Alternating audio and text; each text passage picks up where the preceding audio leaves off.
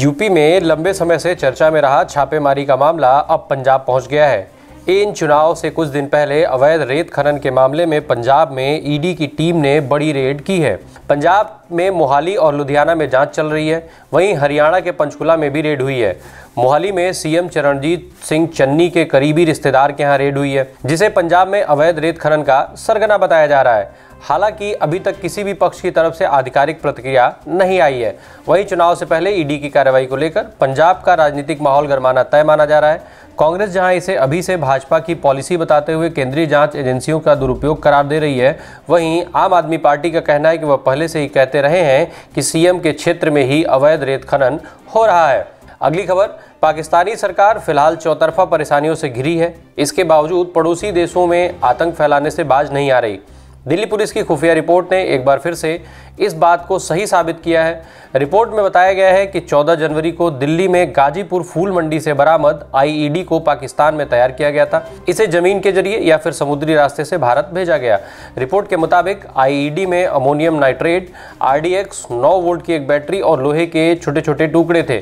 सुरक्षा बलों ने करीब 3 किलो विस्फोटक नष्ट कर दिया और बाकी को जांच के लिए हरियाणा के मानेसर में नेशनल बॉम्ब डेटा सेंटर भेज दिया। विस्फोटक को भारत लाने की जिम्मेदारी अफगानिस्तान के ड्रग तस्करों को सौंपी गई थी। अगली खबर, उत्तराखंड विधानसभा चुनाव से ठीक पहले भारतीय जनता पार्टी से निष्कासित किए गए पूर्व कैबिनेट मंत्री हरक सिंह रावत आज कांग्रेस पार्टी का दामन थाम सकते हैं। हरक सिंह रावत के साथ उनकी बहू अनुकृति भी कांग्रेस ज्वाइन करेंगी। रावत अपनी बहू के साथ आज दिल्ली में दोपहर 12 बजे के बाद पार्टी के बड़े नेताओं की मौजूदगी में कांग्रेस का हाथ थामेंगे, ऐसी सूचना आ रही है। हालांकि खबर लिखे जाने तक अभी इस तरीके का कोई कार्यक्रम नहीं हुआ था। अगली खबर, बुल्लीबाई ऐप मामले में गिरफ्तार तीनों आरोपी सुल्सी डील मामले में भी शामिल रहे हैं। यह बात मुंबई पुलिस की साइबर सेल ने मुंबई कोर्ट में बताई है।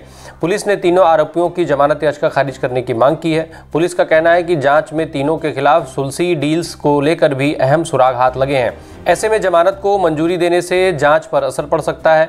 मुंबई पुलिस ने कोर्ट में कहा कि प्राथमिक जांच में सामने आया है कि तीनों आरोपित विशाल कुमार झा, श्वेता सिंह, मयंक रावत बुल्लीबाई ऐप के क्रिएटर नीरज बिश्नोई के साथ मिलकर काम कर रहे थे।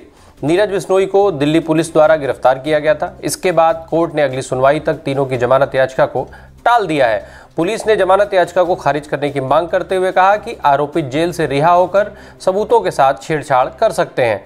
अगली खबर, पंजाब कांग्रेस में सब कुछ ठीक नहीं चल रहा है। टिकट बंटवारे को लेकर उठा विवाद थमने का नाम नहीं ले रहा है। जो वहां पर टिकट को लेकर के विवाद हुए हैं वो लगातार मीडिया की सुर्खियों में है। अब मुख्यमंत्री चरणजीत सिंह चन्नी के भाई को टिकट न मिलने से उपजे विवाद के बाद कैबिनेट मंत्री राणा गुरजीत सिंह के बेटे इंदर प्रताप सिंह ने भी पार्टी उम्मीदवार के खिलाफ निर्दलीय चुनाव लड़ने का ऐलान कर दिया है। इंदर सुल्तानपुर लोधी सीट से चुनावी मैदान में उतरेंगे। यहां से कांग्रेस ने वनतेज चीमा को अपना उम्मीदवार बनाया है। चीमा नवजोत सिंह सिद्धू खेमे के माने जाते हैं। अगली खबर, पीपुल्स डेमोक्रेटिक पार्टी पीडीपी प्रमुख महबूबा मुफ्ती ने भारतीय जनता पार्टी पर हमला बोला है। महबूबा ने भाजपा पर सोमवार को तंज कसते हुए आदिवासी युवा सम्मेलन में कहा कि उत्तर प्रदेश में इस पार्टी से छुटकारा पाना 1947 से भी बड़ी आज़ादी होगी, क्योंकि ये लोग देश को बांटना चाहते हैं। अगर उन्होंने विकास का वादा किया है तो उत्तर प्रदेश में विकास दिखाएं। उत्तर प्रदेश में विधानसभा चुनाव होने जा रहे हैं, इसलिए भाजपा औरंगजेब और बाबर को याद कर रही है। महबूबा मुफ्ती ने रूपनगर में जनजाति वर्ग के लोगों के घरों को बिना नोटिस दिए तोड़े जाने की घटना पर भाजपा को निशाना पर लिया। साथ ही साथ इसके लिए चल रहे धरने को अपना समर्थन भी दिया।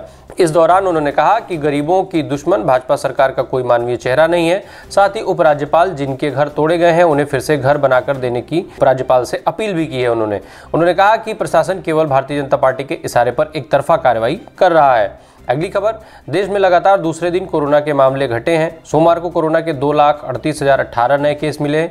इस दौरान 305 लोगों की मृत्यु हुई और 1,57,421 मरीज ठीक भी हुए हैं। देश में फिलहाल एक्टिव केसों की कुल संख्या 17,36,628 है। इससे पहले रविवार को 2,58,089 नए मामले दर्ज किए गए थे। रविवार के मुकाबले सोमवार को 20,071 मामले कम आए हैं। अगली खबर, national commission for protection of child rights ने सुप्रीम कोर्ट को जानकारी दी है कि अप्रैल 2020 से अब तक देश में 1,47,492 बच्चों ने कोरोना और अन्य कारणों के चलते अपने माता पिता में से किसी एक या फिर दोनों को खो दिया है। इसमें 76,508 लड़के, 70,980 लड़कियां और 4 ट्रांसजेंडर बच्चे शामिल हैं।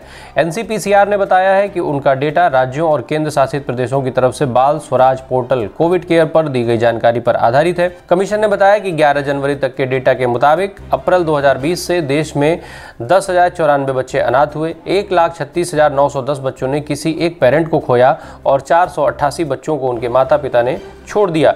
कुल मिलाकर यह संख्या 1,47,492 है। अगली खबर, महाराष्ट्र कांग्रेस के प्रदेश अध्यक्ष और विधायक नाना पटोले प्रधानमंत्री नरेंद्र मोदी को लेकर दिए अपने विवादित बयान से चर्चा में है। कांग्रेस नेता का एक वीडियो वायरल हो रहा है जिसमें वो मैं मोदी को मार सकता हूं और उसे गाली भी दे सकता हूं कहते हुए दिखाई दे रहे हैं। ये वीडियो भंडारा जिले में अपने समर्थकों से बात करते समय की बताई जा रही है। उनका यह वीडियो सामने आने के बाद अब भाजपा नेताओं ने उनके खिलाफ मोर्चा खोलते हुए कार्रवाई की मांग की है। भाजपा प्रदेश अध्यक्ष चंद्रकांत पाटिल ने इस बयान का कड़ा विरोध करते हुए पार्टी के जिला अध्यक्षों को पटोले के खिलाफ आक्रामक होने का निर्देश दिया है। अगली खबर, पंजाब में आम आदमी पार्टी ने सीएम चेहरे का औपचारिक ऐलान कर दिया है। मोहाली पहुंचे पार्टी संयोजक अरविंद केजरीवाल ने खुद भगवंत मान के नाम का ऐलान किया। आपको याद दिलाते चलें कि आपने सीएम कैंडिडेट चुनने के लिए मोबाइल नंबर जारी करके जनता की राय मांगी थी। 3 दिन में 21.59 लाख लोगों ने अपनी राय दी है। करीब 15 लाख लोगों ने भगवंत मान का नाम लिया है। केजरीवाल ने इस रिजल्ट के साथ ही भगवंत मान के नाम का ऐलान भी कर दिया। अरविंद केजरीवाल ने पहले ही स्पष्ट कर दिया था कि पंजाब के सीएम की दौड़ में वो नहीं है। पंजाब का सीएम चेहरा सिख समाज से होगा। 2017 में आपको इसी वजह से वहां पर बड़ा झटका लगा था क्योंकि सीएम फेस था वो सिख समाज से नहीं आता था। अगली खबर, आईपीएल 2022 के लिए अहमदाबाद की टीम ने 3 खिलाड़ियों को फ्रेंचाइजी के साथ जोड़ा है। ESPN की एक रिपोर्ट के अनुसार हार्दिक पांड्या और राशिद खान को 15-15 करोड़ रुपए और शुभमन गिल को 7 करोड़ रुपए मिलेंगे। पांड्या टीम के कप्तान भी होंगे। 22 जनवरी तक आईपीएल की 2 नई टीमें लखनऊ और अहमदाबाद को 3 खिलाड़ी रिटेन करने थे। अहमदाबाद ने अपने कोचिंग स्टाफ का चयन भी कर लिया है। टीम के मुख्य कोच आशीष नेहरा होंगे। इंग्लैंड के पूर्व सलामी बल्लेबाज विक्रम सोलंकी को टीम का डायरेक्टर बनाया गया है। वहीं भारत के पूर्व कोच गैरी कर्स्टन टीम के मेंटर होंगे। इससे पहले हार्दिक मुंबई इंडियंस, राशिद सनराइजर्स हैदराबाद और शुभमन गिल कोलकाता नाइट राइडर्स के लिए खेला करते थे। अगली खबर, मनी लॉन्ड्रिंग मामले में महाराष्ट्र के पूर्व गृह मंत्री अनिल देशमुख और मुंबई पुलिस के बर्खास्त अधिकारी सचिन वाजे आज यानी मंगलवार को चांदीवाल आयोग के सामने पेश हुए। पेशी के दौरान दोनों से कड़ी पूछताछ भी की गई। वहीं पेशी के बाद अनिल देशमुख से जिरह भी की जाएगी, जिसके तहत वाजे और वकील गिरीश कुलकर्णी उनसे सवाल जवाब करेंगे। मुंबई के पूर्व पुलिस कमिश्नर परमबीर सिंह ने राज्य के पूर्व गृह मंत्री अनिल देशमुख के खिलाफ भ्रष्टाचार के आरोप लगाए थे, जिसकी जांच के लिए राज्य सरकार ने चांदीवाल आयोग का गठन किया है। पिछले साल 29 नवंबर को सिंह और वाजे दोनों चांदीवाल आयोग के सामने बयान दर्ज कराने पहुंचे थे, लेकिन वहां एक कमरे में सिंह और वाजे के बीच लंबी बातचीत हुई जिसको लेकर के विवाद हो गया।